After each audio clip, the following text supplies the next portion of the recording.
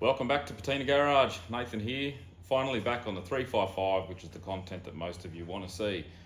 Been procrastinating on this for a while. I think I've worked out a way to convert the EFI cam to accept the mechanical fuel pump.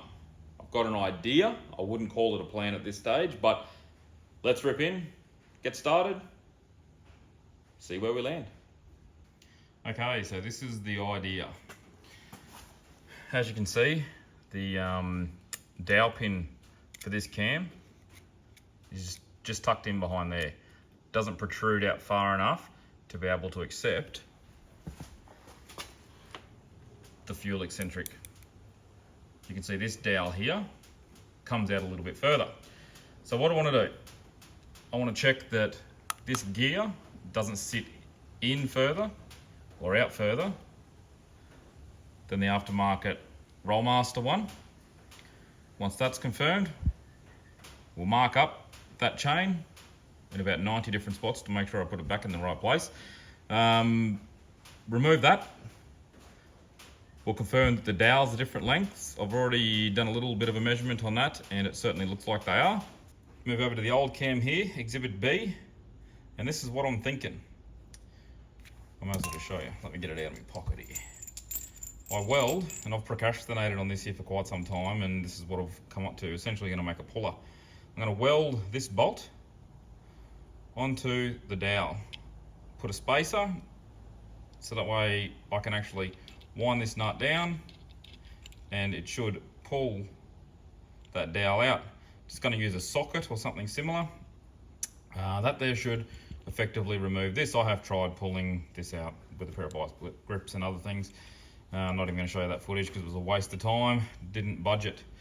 If it worked successfully with the cam on the bench, I'll do the same with this one here. No doubt I'm probably breaking many rules. I've had to think about it. It's just two quick little tacks. It's not going to generate much heat. I can't see it causing any problems. I'll protect everything in behind as much as I can with rags, etc. The two very quick tacks shouldn't cause any issues at all. Once that other dowel out of the EFI cam is removed, I'll be putting this one here into that cam. How does that sound? Fingers crossed, here we go. So if at any point through this process you see something that screams danger, constructively put it down into the comments. I do want this to be a bit of a tutorial for anyone else who's looking to take on the task. So I'd like them to be able to go down, reference the comments, grab valuable feedback from what I may have done incorrectly, and it will also allow me to perhaps go back and correct what I have done that's not right.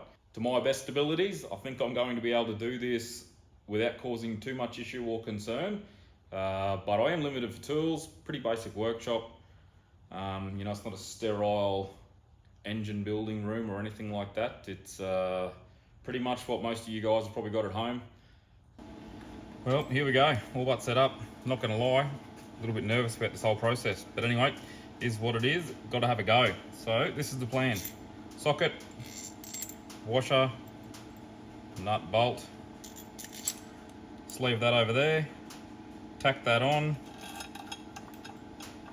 slide that over, clamp down, tightening the nut up, essentially should pull the dowel out with the bolt whilst pressing against that socket. So anyway, see what happens.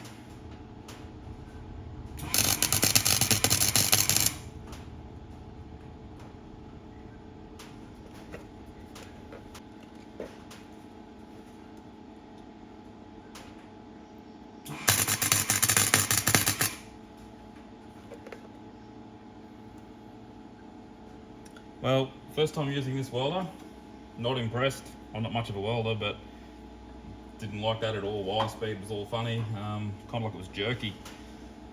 But anyway, I shouldn't make excuses. Let's see how this goes. Fingers crossed those welds hold. I figure any of the marks on the actual dowel I can just file off and smoothen up. Essentially it's just gonna be there to lock that eccentric in place, so it serves no purpose for like a rolling motion or anything like that, so it shouldn't interfere. Well, moment of truth, here we go.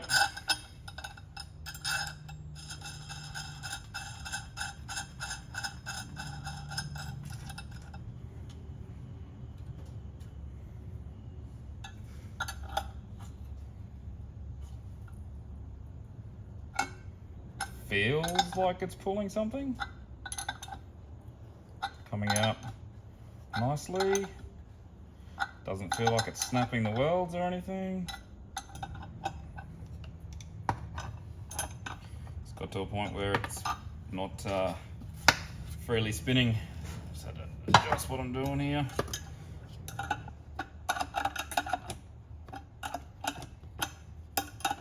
I feel that's bottomed out. This dowel might be really long. Yeah, wow, way longer than I thought it was going to be. Just put a couple of spanners in there for a bit of packing. And behind that washer, ran out of thread.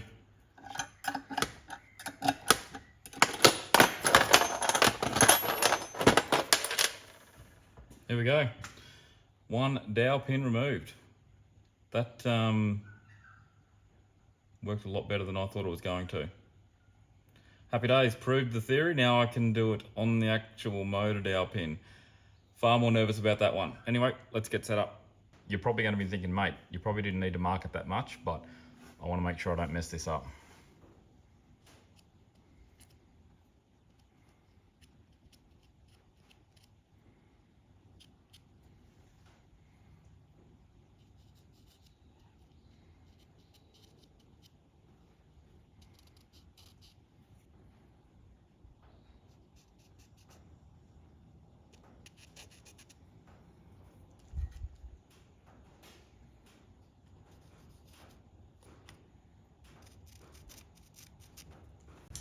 All right, now that we've proven the theory, let's pull these cam gears off and timing gears off and see what we've got. Other than for me about to bash on this nut here and undo the top gear, there's no reason why this motor should turn over, so all those marks should stay pretty well true to where we're at. All right, how tight's this gonna be?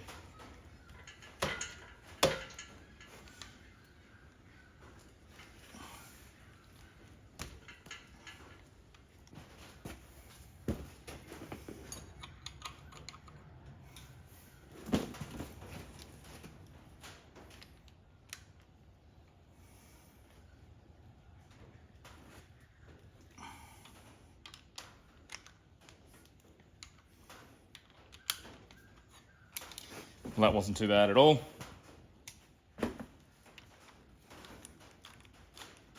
Now this is the first for me ever doing this sort of stuff, so happy to hear any pointers that you may have. And I'm certainly learning lots as I go with this project, which essentially is the whole point and reasoning behind it. So my understanding is this gear should just pull straight forward, drop the bottom loop, sit it aside.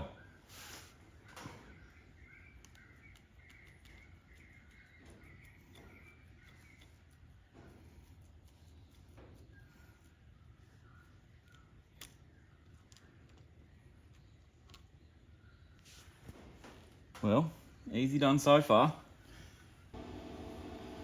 All right, so you might be thinking to yourself, this bloke has finally lost it. What the hell has he got going on here? Well, I'm not taking any chances. I don't want any slag getting anywhere that it shouldn't be getting. So basically, pinned it all back, just got the dowel showing. Fingers crossed, 2 quick tacks, and that'll secure it. Then I'll pull all this. Actually, I'll probably just leave it there, to be honest. Then we'll withdraw that dowel. All but rinse and repeat from the first one, but I'm puckering a little bit harder for this. I just really am worried about causing damage. I recognise I'm probably overreacting, but it's not something I do every day. Plus, I'm a dodgy welder. Oh, fingers crossed. Good Lord. Here we go. I've got oil and crap leaked everywhere on the ground here too. Really hoping I don't set that alight.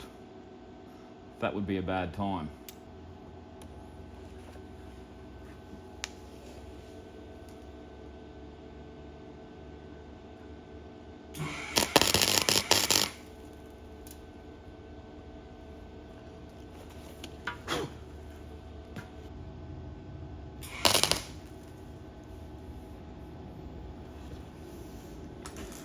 Safety squinted that one.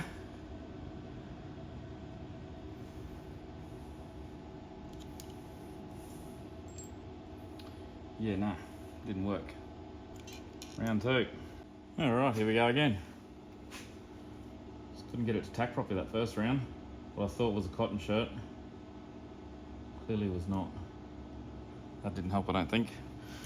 Really can't see in here, which doesn't help at all either. Too dang dark. God damn it.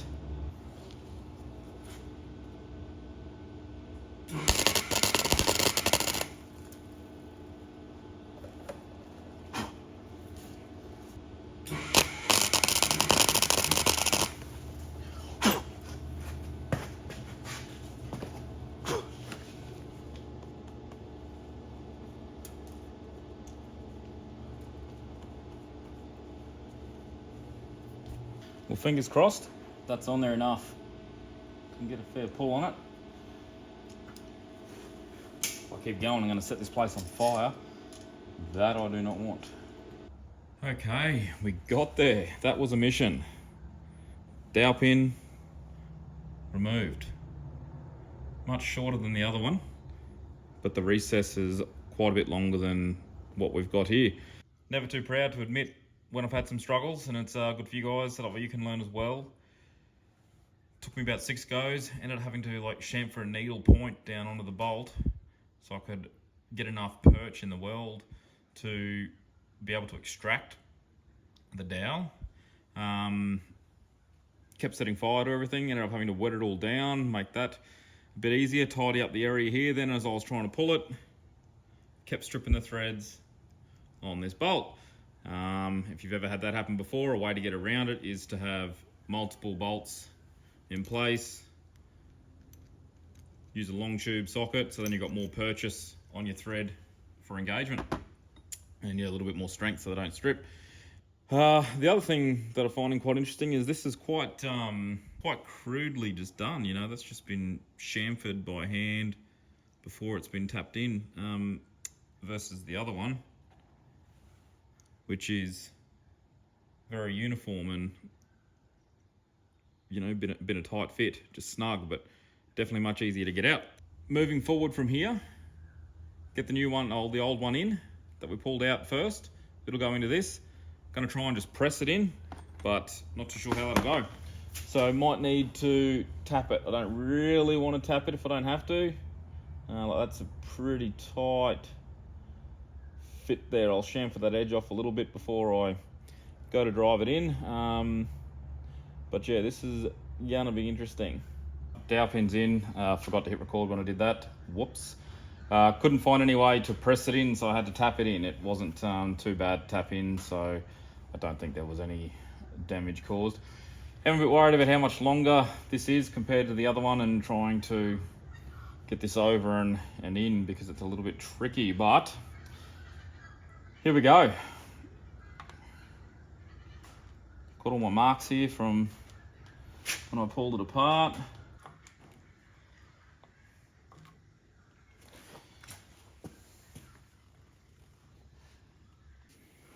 It's a new day. The temperature is so much more bearable outside because it is overcast. So what am I doing now? Well, it's going to drop this timing gear, maybe.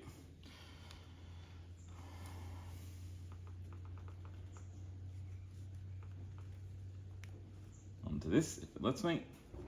Angle of the dangle. See how much space, clearance we have for this. Okay, so it's all but flush. Got probably 1 or 2 mil on that fuel eccentric. Just gonna make sure the bolt goes in okay and that it's all lining up good before we get too excited.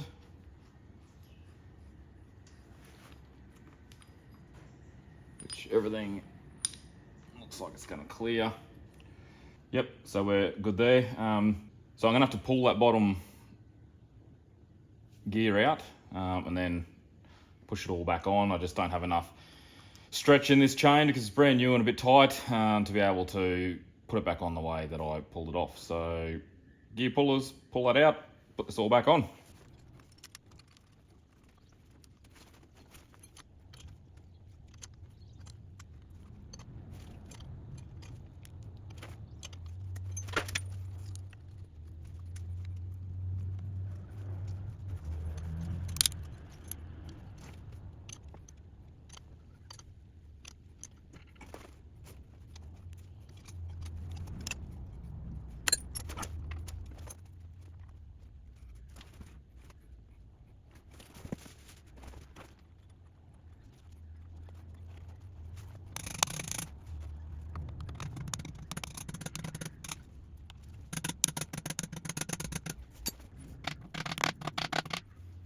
Okie dokie, we are back on. Can gear's pushed in as far as I'll go. Made sure all timing marks, well, not really timing marks, but the marks that I've put on in behind there all line up with each other, and all of that just so I can simply do that. Certainly hope it was worthwhile.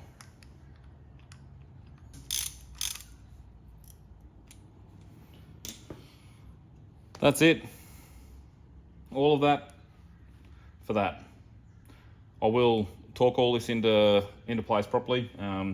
This is just for setting it all up and making sure everything is going to go back on and work out should. But yeah, quite a bit of effort just to get that eccentric on. It's a shame they just don't all come with that longer dowel. But anyway, if it's not needed, I guess they don't do it. So I can't be accused of not doing it. I'm just going to do it now. So yep, says 61 to 74 Newton meters. Make sure you're using the right unit of measurement. Might have to hold the bottom yet, we'll just see. If it doesn't rotate. There we go. 71. That's her, torqued up. Okay, so that's all the modifications, all but done. If you're familiar with a Holden 308/304 and what changes happened between the two, you'll know that's not the final step. One more thing we need to do. This is the front timing cover of a 308, so the block that actually uses the mechanical fuel pump. So there's provisions in the side for the fuel pump arm to go through. So I actually need to use this off the old 308 and put it on the 304 block. It'll get a bit of a tidy up, then go into position. But I'll test fit it up now so that way you can have a look and see what the end result will roughly be like. All right, so new, old timing cover on. Imagine this all tickled up and clean and painted. Nice and uniform, so it looks good. Need the imagination of a preschooler at the moment to even get close to how it should look. So they're just there just to hold it in place. This isn't actually how it's going to end up. Just bear that in mind.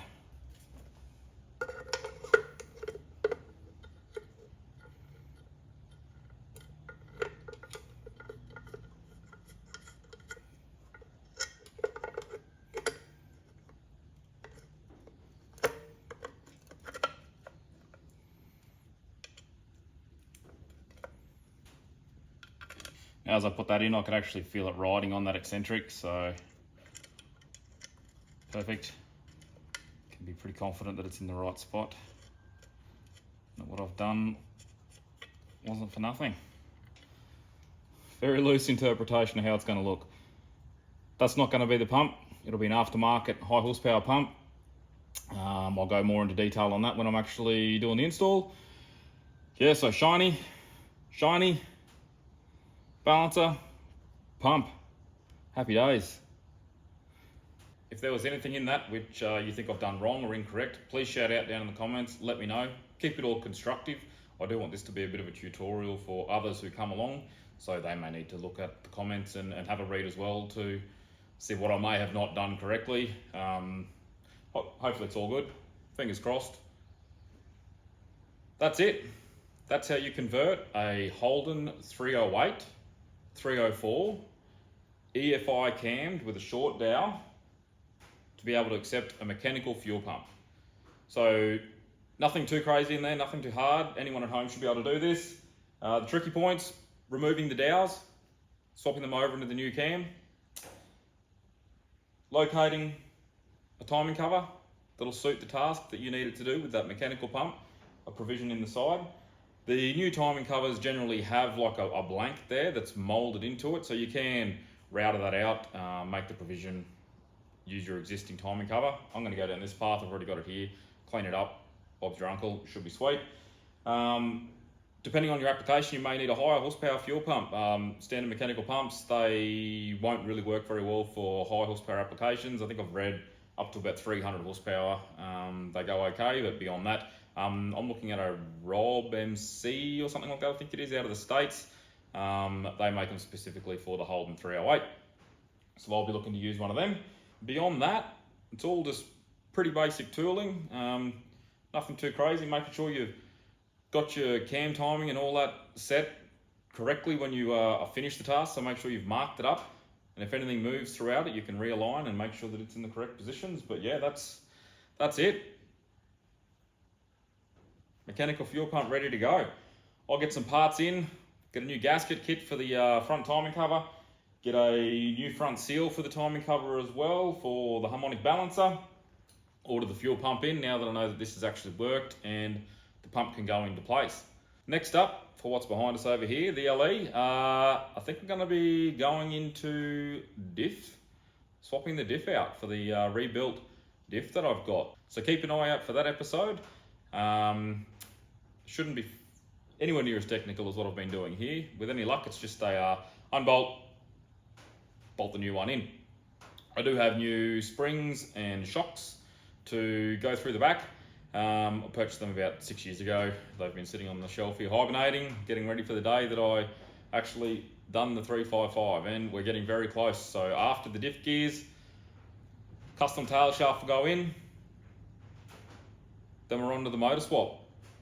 Keen, excited, can't wait for this to be done. Thanks for watching, and yeah, we'll catch you next round.